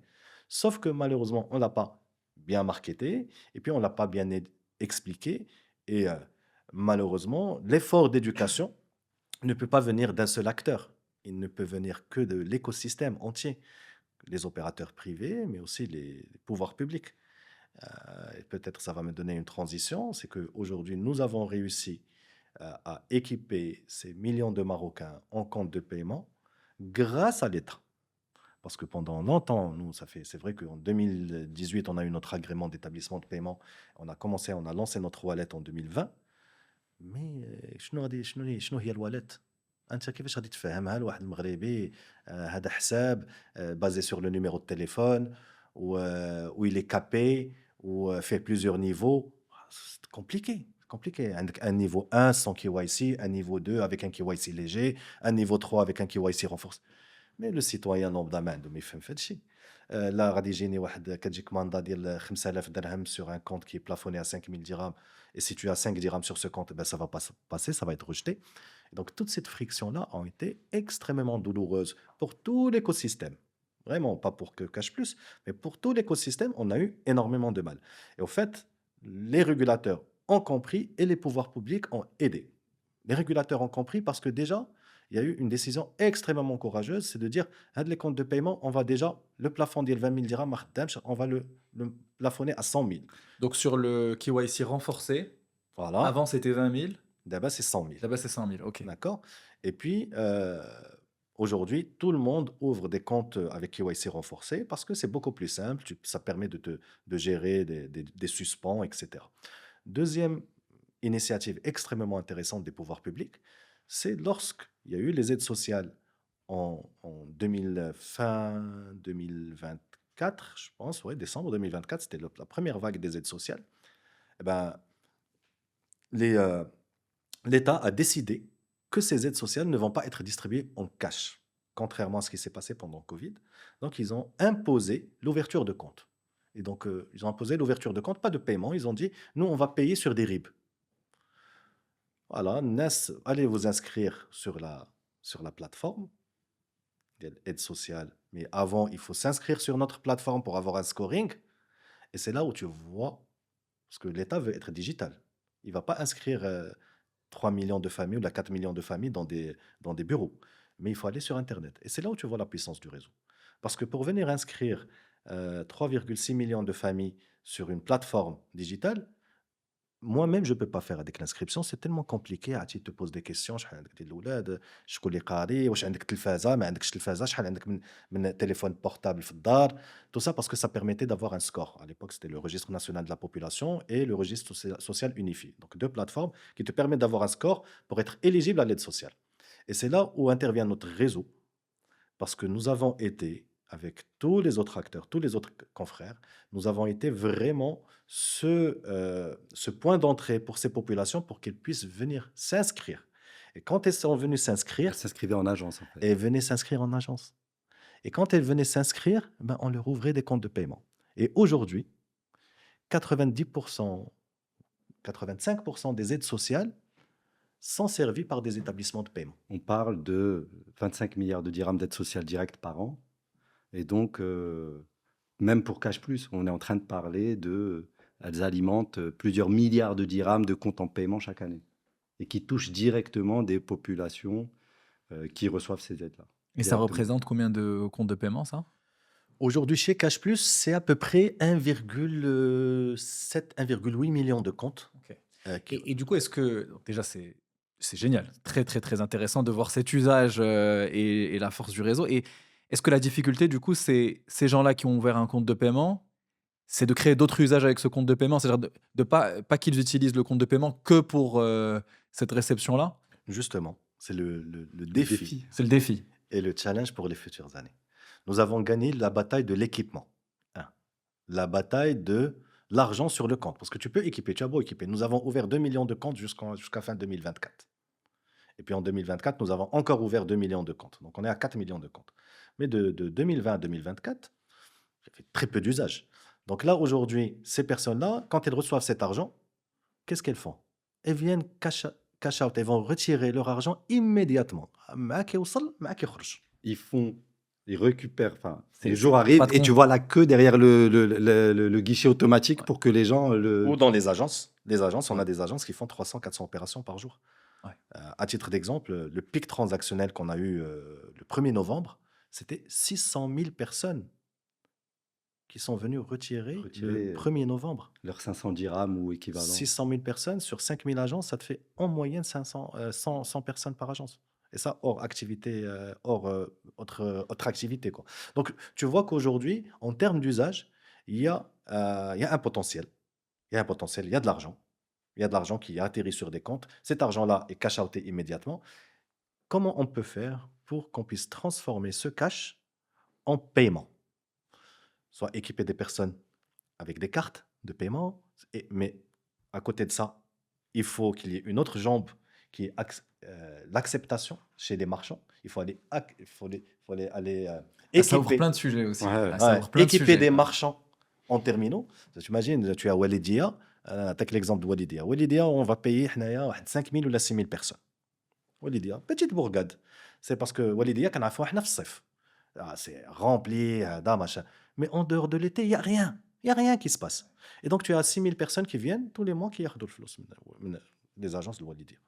Eh ben, si demain je vais les équiper en carte, donc voilà, il faut Donc payer. la stratégie, c'est carte, mais après, il faut pouvoir l'utiliser. Il faut pouvoir l'utiliser. Donc, tu dois aller équiper Moul Hanout parce que la personne, quand elle récupère son cash, la première des choses qu'elle fait, c'est quoi? Qu'est-ce que tu fais Moul Hanout, qu'est-ce que c'est le crédit? Je pense que tu as attiré le point vraiment de pourquoi ce schéma, l'utilisation en fait des paiements électroniques fonctionne pas. C'est aujourd'hui le réseau d'acceptation qui est insuffisant. Tout à fait. Mais pourquoi? C'est ça la vraie question. Bon, ouais, on le sait tous. Enfin, je pense que ça tourne autour de la notion de confiance. Ils sont pas en confiance aujourd'hui Ouais. quand ils voient le terminal de paiement ou leur téléphone à eux. Donc il y a la confiance à deux niveaux. Le premier, c'est l'histoire de traçabilité, l'histoire de transparence fiscale, et ils se disent vaut mieux. Enfin, moi, je suis dans le semi-informel, j'ai pas envie que ce soit vu. De l'autre côté, il y a aussi des frais, hein, faut pas oublier. Enfin, il te dit pourquoi je vais donner des frais, moi, c'est mon argent. Ouais. Et ce qu'on voit dans les pays qui ont connu les mêmes schémas, hein, parce que je pense qu'on n'est pas le seul pays qui a connu une forte augmentation de l'équipement en wallet, mais pas vraiment de l'usage après en wallet, ils ont connu un écosystème en entier qui s'est adapté à ce type de paiement et qui a permis deux choses. Ou de dire, ben, on fait sauter les commissions, ou on met des micro-commissions sur des paiements électroniques. Et de deux, on dit, ben, ces paiements-là, ils sont ils sont défiscalisés. Il n'y a pas de fiscalité par rapport à ces paiements-là. Le temps que les paiements électroniques explosent et que l'usage devient incontournable, et une fois qu'il est incontournable, tu peux le remettre. Comme on l'a dit, une personne, quand elle voit l'intérêt du virement instantané, elle est prête à payer 17 dirhams. Donc, il y a encore... Et donc, pour nous, le principal manquement, c'est le réseau d'acceptation qui soit assez fort. Et donc, qui adapte les paiements électroniques. Et comment on rend le réseau d'acceptation plus fort? Alors, il y a eu la libéralisation des terminaux de paiement. Je ne sais pas d'ailleurs si vous faites des terminaux de paiement ou pas. Pas encore, mais Pas encore. en cours de route. Euh, Il n'y a que des établissements de paiement qui peuvent faire cette activité-là. ok, Et si Cashplus, tu c'est un établissement es de paiement. réglementé établissement de paiement, naturellement, tu peux, Sous certaines conditions. sous certaines Et conditions. à l'inverse, si tu es une banque et que tu n'as pas de filiale établissement de paiement, tu peux pas le faire. Tu peux pas mettre des TPE chez Et sachant qu'il y a une activité dont on n'a pas parlé, mais que vous travaillez aussi avec le retail de proximité, les épiceries. Oui, Sur, oui, tout à fait, tout à fait. Avec le retail de proximité, nous équipons pas avec des terminaux de paiement, c'est des Oui. terminaux Android qui permettent d'avoir un reçu. Pour faire du paiement de facture, on fait tout ce qu'on appelle des activités non régulées, de la recharge télécom, du paiement de facture, etc. Et donc, on a un Fait réseau. peut-être un lien pour peut-être les équiper. Tout à fait. On a un réseau qui s'appelle Khadamat, où il y a 2100 points de vente qui font tout type d'opérations non régulées. Et donc, typiquement, tu peux payer ta facture chez ton épicier qui est Exact. Khadamat Cashplus. Hmm. Voilà. Qui en soi il n'y a pas tout ce que tu trouves dans une agence Cash Plus, mais ça se rajoute en fait au réseau Tout à fait. naturellement. Ouais. Les agences Cash Plus sont exclusives à Cash Plus. Ils ne peuvent pas vendre d'autres choses, alors qu'un point Khadamat, c'est juste un service, un sous-ensemble de services de Cash Plus qui est dans un point qui vend autre chose. Ok. On continue l'histoire. On est arrivé en 2019. 2019, MCP sort du capital et la famille de Tsazi rentre au capital. Alors, MCP, Méditerranée Capital rentre justement au capital. Il n'y a pas les chiffres de valorisation, je crois qu'ils sont publics, je n'en ai pas trouvé.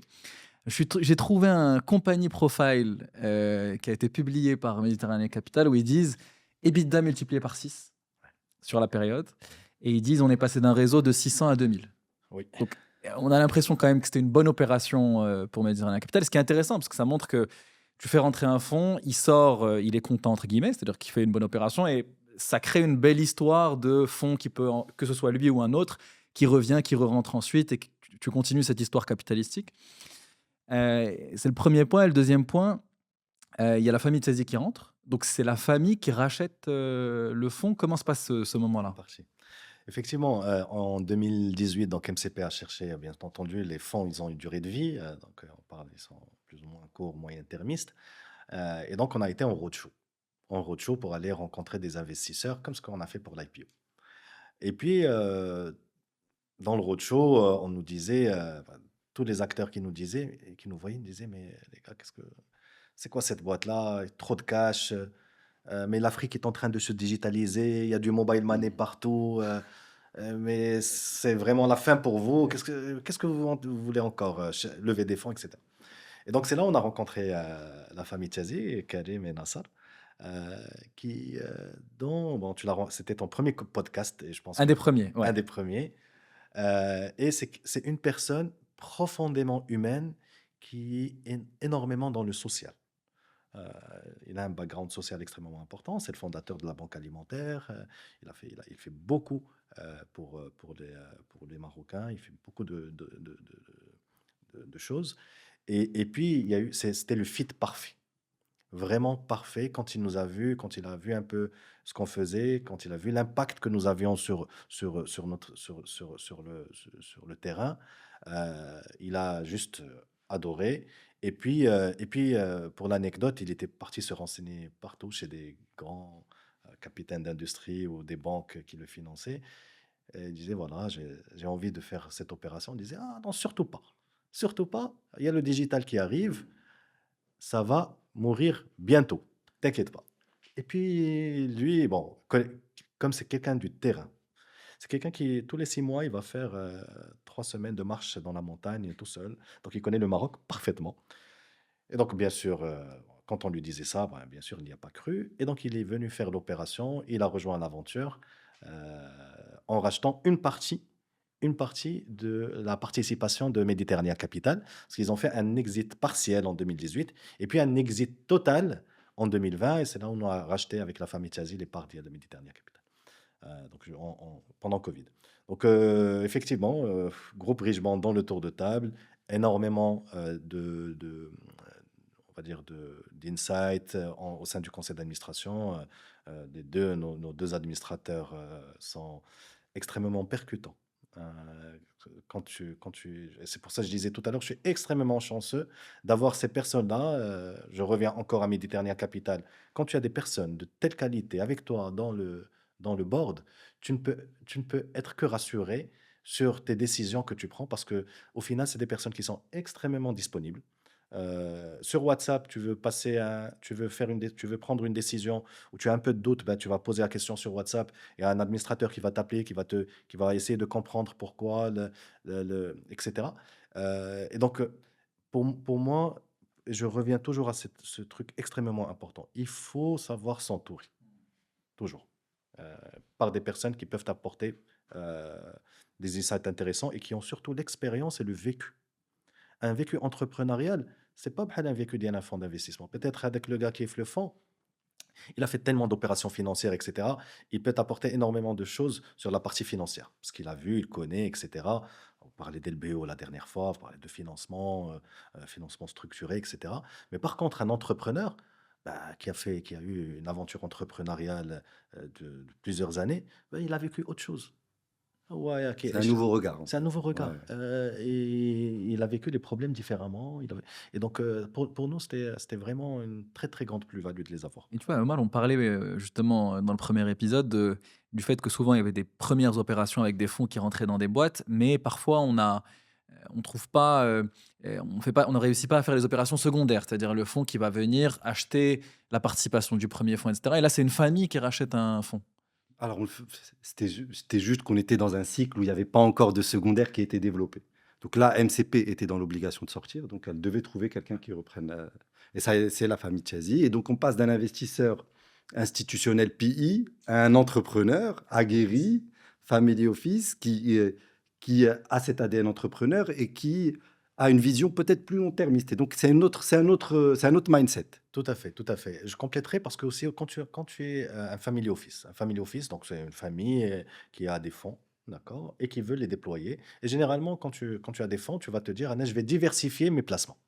Je vais placer un peu dans l'immobilier. De la culture ديالنا حنا في المغرب نشري الأراضي وهذا. Je vais prendre quelque chose avec un rendement locatif. Je vais investir dans des instruments financiers. Mais aussi, je peux faire le pari, et c'est très rare pour des family office, de venir faire le pari d'investir dans une boîte.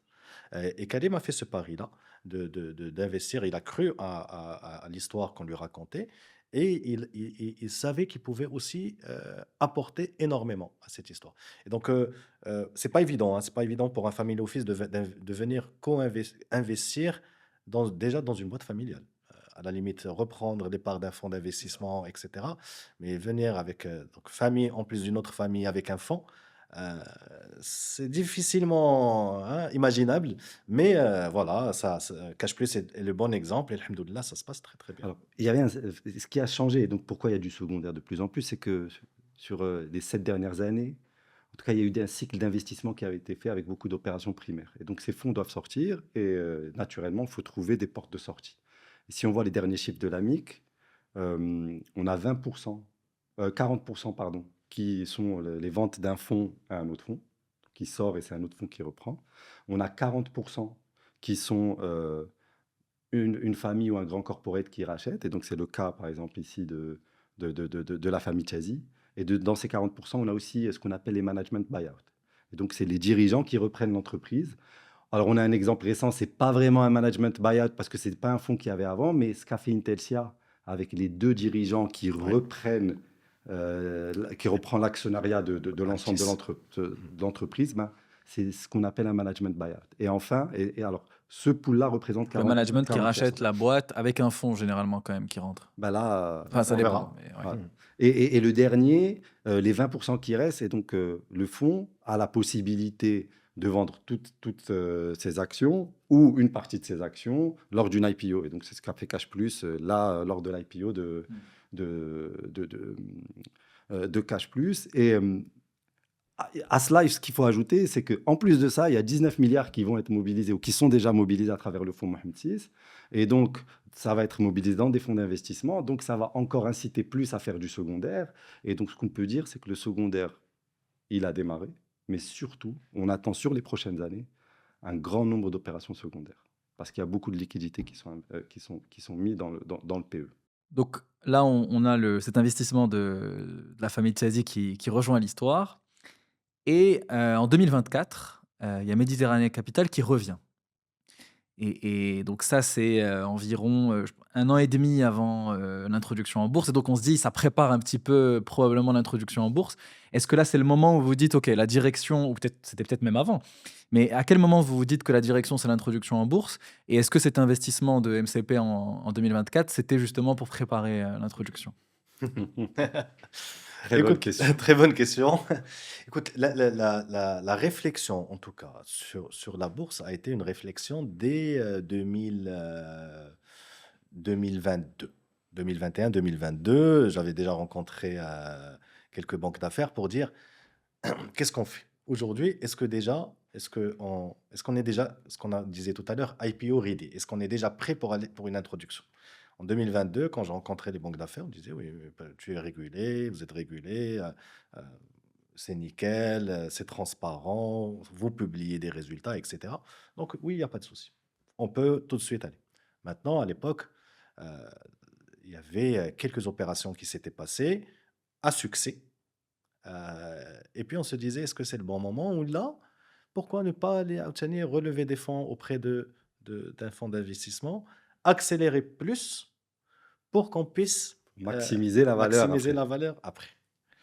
Et donc, naturellement, Maximiser la valeur lors de l'introduction en oui, bourse. lors de l'introduction en bourse. Ok, donc l'intérêt est double. C'est-à-dire que la boîte est déjà IPO ready. C'est plutôt croître pour atteindre une taille encore plus intéressante. Ok. Exactement, Ok. exactement. Et donc, naturellement, ben, Hatim, on a pensé directement à Hatim et Assad parce que bon, ils n'ont jamais quitté en réalité, hein. Le groupe WhatsApp est resté même après leur sortie en 2020 et on interagissait. Et donc, naturellement, on a pensé à eux pour qu'ils puissent venir nous rejoindre. Donc, on avait, dès fin 2022, on avait pratiquement discuté. 23, on a juste la partie documentation. Ça prend du temps. Combien même c'est un fonds qui nous connaît parfaitement, mais je pense que Accuracy, vous avez intervenu en 2023, toute l'année 2023. Ouais, une bonne Voilà, partie. bonne partie 23, et puis l'opération s'est faite en 24. Parce que ils ont des LPs, ils ont un process, il y a un comité d'investissement qui doit valider, ils doivent revoir les chiffres. C'est pas on se serre la main et Ça ça s'est se fait fait sur un an ou deux. Donc Ça se en fait sur un 2022, an, 2023, généralement. Oui, 2024. tout à fait. Ouais. Une opération comme ça se fait généralement sur un an,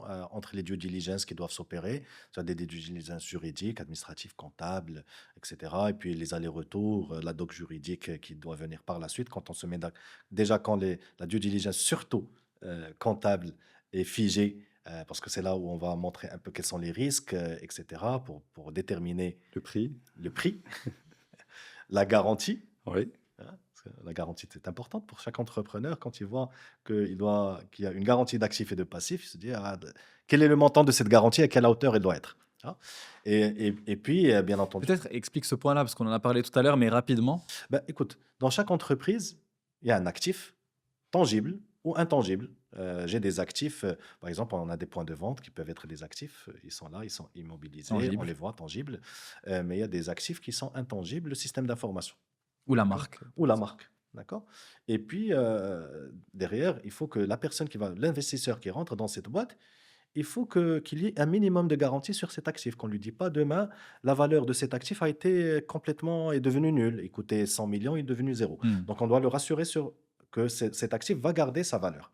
Sur le passif, c'est autre chose. Le passif, c'est peut-être ce que tu dois payer à des personnes, etc., ou ce que tu dois à l'État, etc.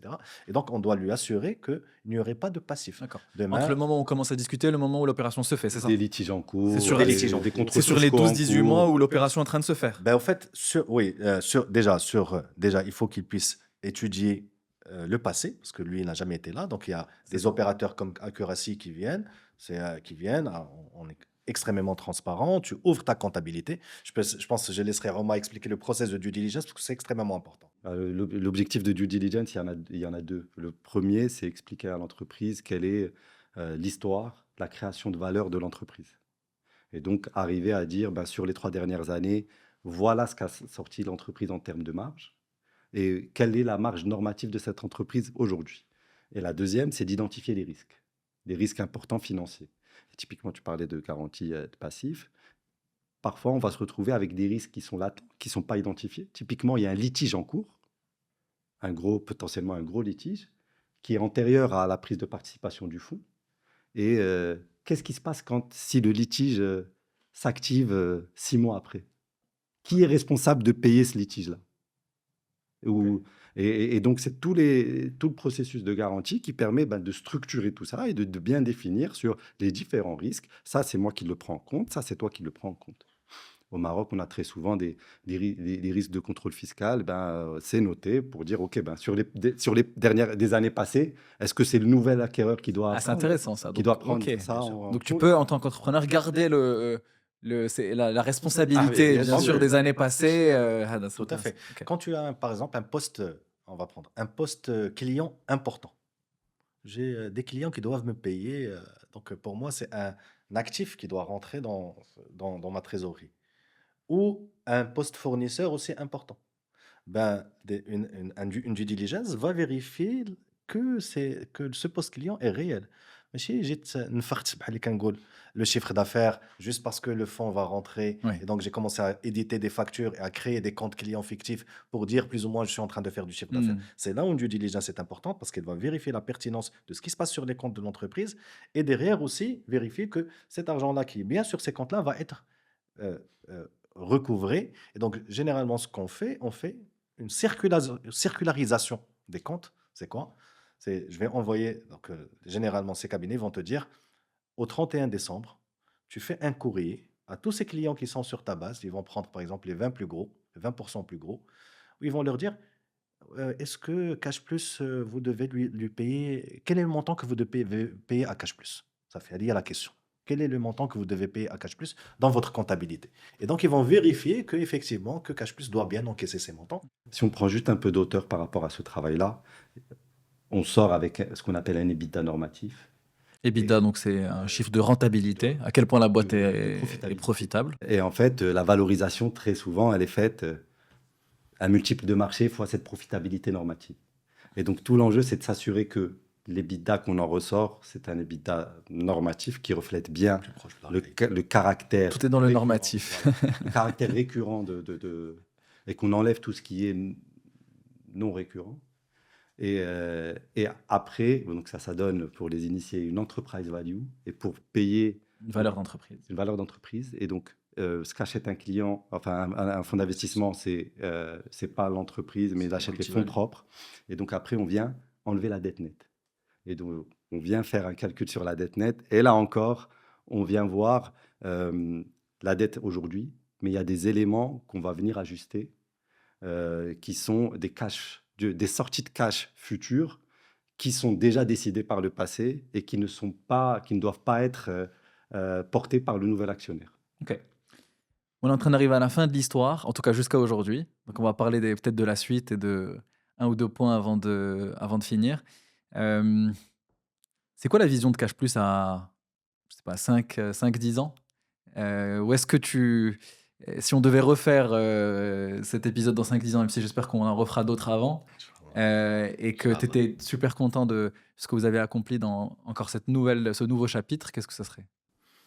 Écoute, je pense que continuer à transformer, ou contribuer en tout cas en toute humilité à notre système financier, en tout cas, continuer toujours dans l'inclusion financière, ne pas perdre notre identité, c'est important.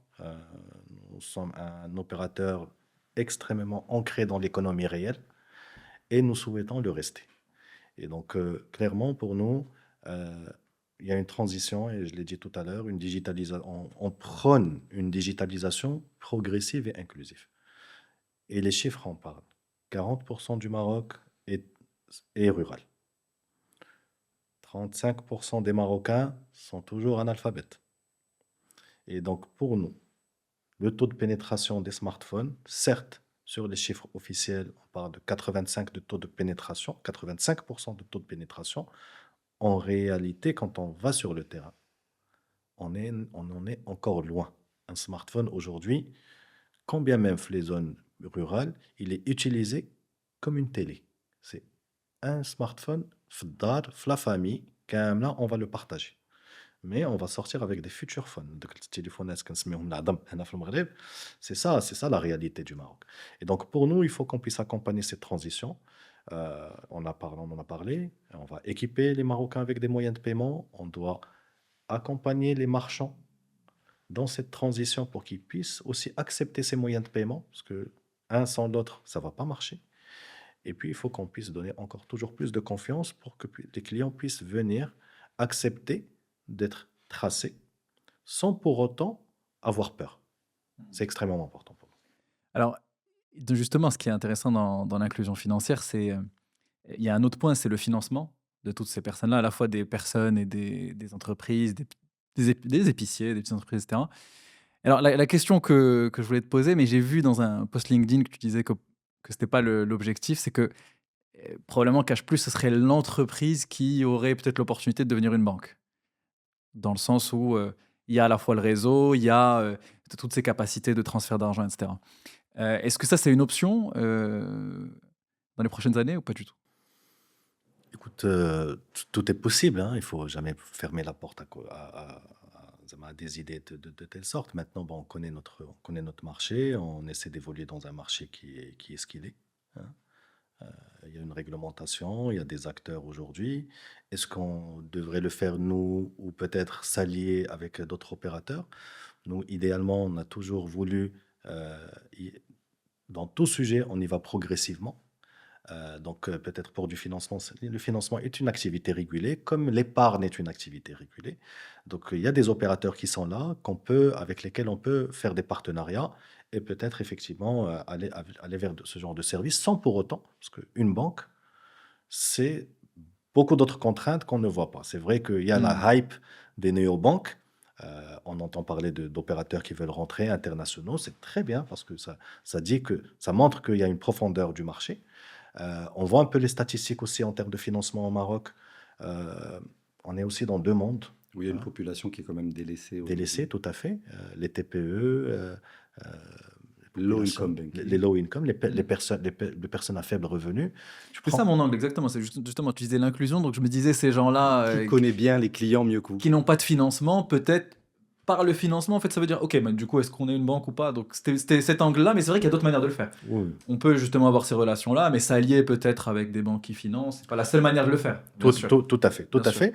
Nous, quand tu vois la banque, quand tu vois les services financiers, c'est pas des métiers qui sont simples, c'est des métiers extrêmement contraignants. Tu as beaucoup de compliance, tu as beaucoup de contraintes, en tout cas réglementaires.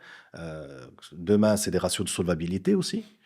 Donc, Bien imagine sûr. sur tes résultats, nous, on va distribuer 80 à 100% de nos résultats, mais quand tu Tu devras deviens banque, mobiliser des fonds propres que tu ne pourras pas distribuer. voilà, Aujourd'hui, tout tu es à une boîte fait. cotée. Voilà, donc Hmm. donc il y a beaucoup de contraintes. C'est pas juste la hype, je veux être Ouais, banque, etc. Derrière, il faut voir les contraintes, il faut bien être sûr. assez La lucide par réalité est rapport à ça. différente. La réalité est Mais différente. il Ouais. fallait poser la question, je pense que tout le monde se pose. Au début de la discussion, on a parlé de l'introduction en bourse, donc qui était un succès avec une souscription 65 fois, c'est-à-dire 65 fois plus de demandes que d'offres pour l'introduction en bourse. Qu'est-ce que ça veut dire ça pour le marché? Est-ce qu'il y a un intérêt particulier pour la bourse ou est-ce que les gens ne trouvent pas où investir? Qu'est-ce qu'on peut en tirer? Déjà, c'est un signal très positif. Euh, Avant même de parler du montant souscrit, il y a 80 000 personnes qui ont souscrit chez Cash Plus.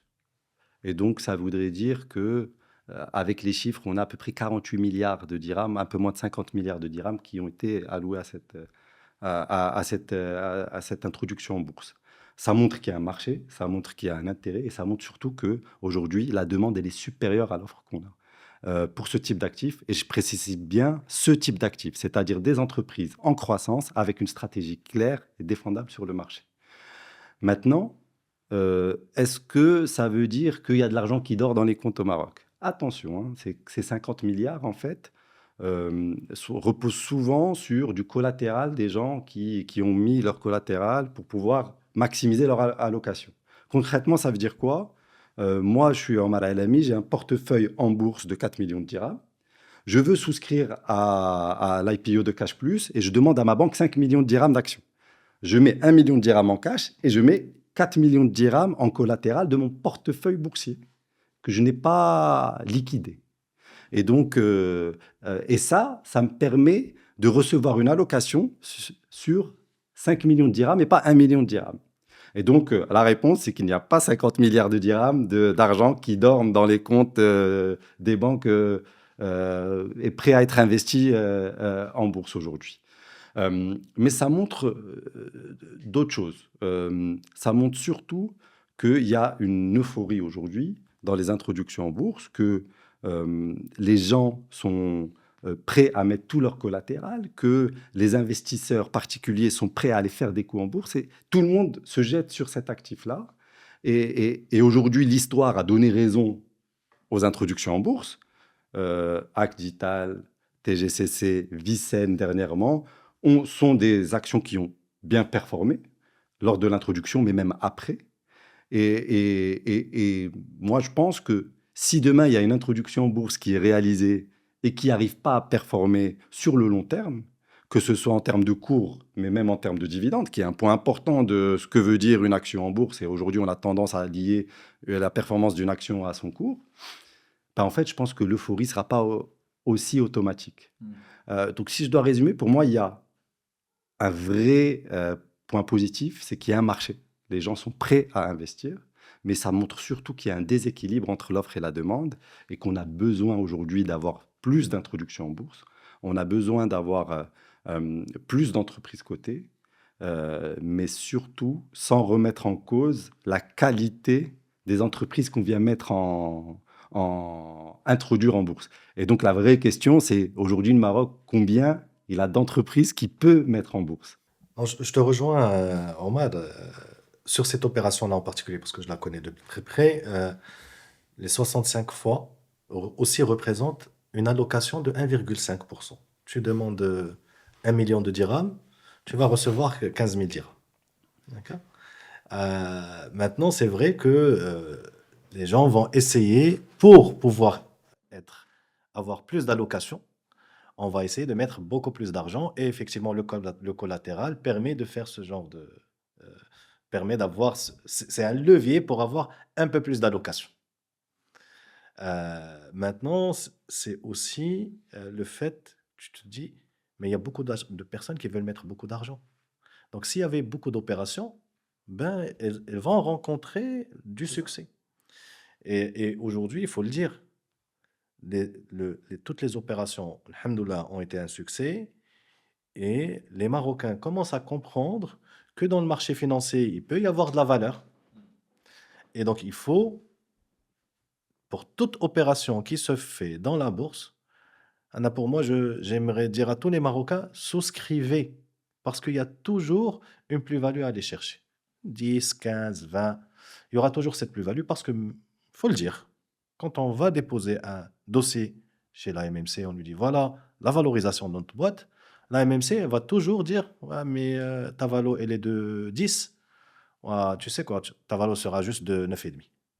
Ouais. Parce qu'il faut que tu donnes un petit chouïa aux petits porteurs pour qu'on incite, pour qu'on encourage à venir faire des IPO.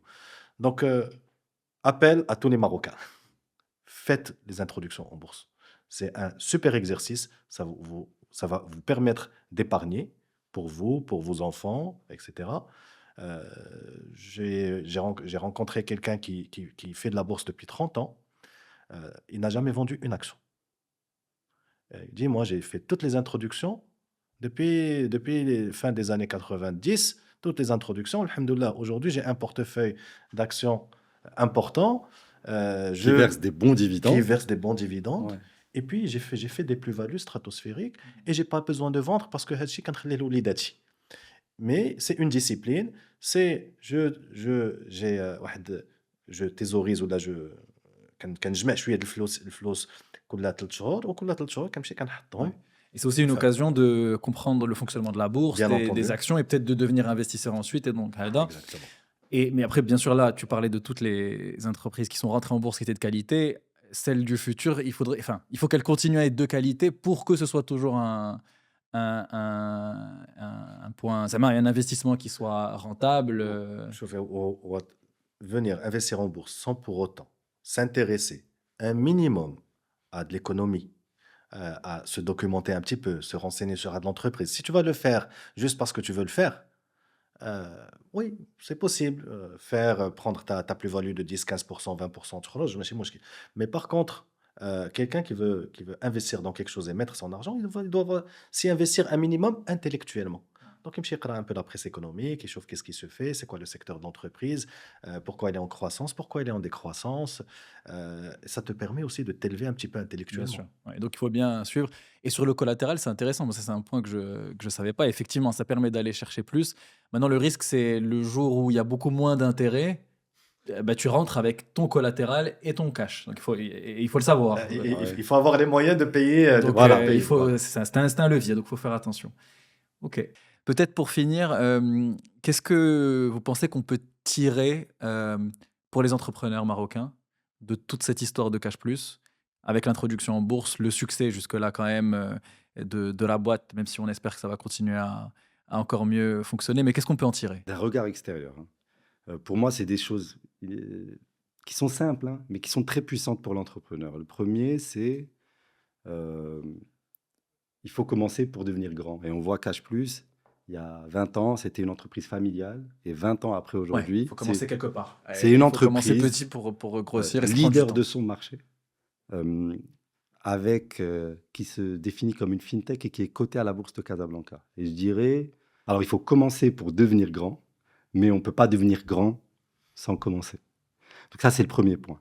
Le deuxième enseignement qui est très important, c'est que Cash Plus, elle a réussi à se transformer et à être agile, à suivre son environnement euh, durant ces différentes années pour atteindre son ambition. Elle a ouvert son capital plusieurs fois, elle a intégré des family office, des fonds d'investissement, elle a investi dans la tech, elle a racheté une entreprise et tout ça pour atteindre son ambition. Et donc, en fait, pour les entrepreneurs, et on l'a dit tout à l'heure, ceux qui réussissent, c'est ceux qui sont agiles. Et ceux qui restent dans un modèle fermé, ils vont jamais réussir. Et donc, cette agilité a permis à Cash Plus de réaliser son ambition. Et le troisième point, je pense, qui est essentiel, on a beau dire, ils ont changé de business model, tout ça, mais il y a eu toujours cet ADN qui reste ancré, qui est euh, je suis un service de service financier accessible à tout le monde et partout. Hmm. J'ai beau changer de taille, j'ai beau changer de canal de distribution, ben, je reste fidèle à ma mission. Et c'est ce qui a permis à Cash Plus de passer d'une entreprise familiale à leader de marché coté à la bourse de Casablanca. Nabil, c'est le dernier mot. Écoute, je regrette qu'on n'a pas parlé un peu plus du côté technologique de Cash Plus et de tout ce qu'on fait, mais bon, on en discutera. J'espère qu'on aura l'occasion d'en discuter. Mais un dernier mot, je pense, pour tous les entrepreneurs. Euh, déjà, quand on est un entrepreneur, il faut qu'on ait une vision sur le temps long. Notre vision n'est pas... On ne peut pas avoir une vision court-termiste. Je n'aurai des nabah ghadda. Qu'est-ce que derrière, qu'est-ce que je peux apporter à mon environnement, à mes investisseurs, à mon écosystème, mais sur le temps long. Deux, il faut rester très proche du terrain. Moi, en l'occurrence, très proche du terrain, c'est descendre sur le terrain, mais aussi proche de ses clients, proche de ce que tu fais. Tu ne peux pas rester sur une tour d'ivoire et commencer à prendre des décisions sans voir ce qui se passe chez tes clients en bas, que tu descendes et qu'il y ait du corps à corps avec eux. C'est extrêmement important. Trois, c'est la discipline. C'est cette rigueur-là, délivrer tout le temps dans les bonnes conditions, en étant extrêmement transparent et avec des valeurs et des valeurs. Pour moi, les valeurs sont extrêmement importantes, des valeurs humaines. Sans valeur, on ne peut pas accueillir des investisseurs et on ne peut pas succéder. Si on veut être un voyou, ben, il y a d'autres choses à faire. Tu peux aller faire des trucs de voyou. Mais quand tu es un entrepreneur, il y a des valeurs importantes à avoir. C'est des valeurs de partage, des valeurs d'humilité euh, et puis de travail. Magnifique. Franchement, c'était passionnant. Très, très, très, très intéressant. On n'a pas tout couvert, mais c'est pas grave, c'est bien. C'est l'occasion d'avoir des raisons d'en faire d'autres. En tout cas, merci beaucoup. Merci beaucoup, Nabil. pour cet Merci, entretien. Arma. Merci, c'est Mohamed. C'était un plaisir C'était un plaisir. partagé.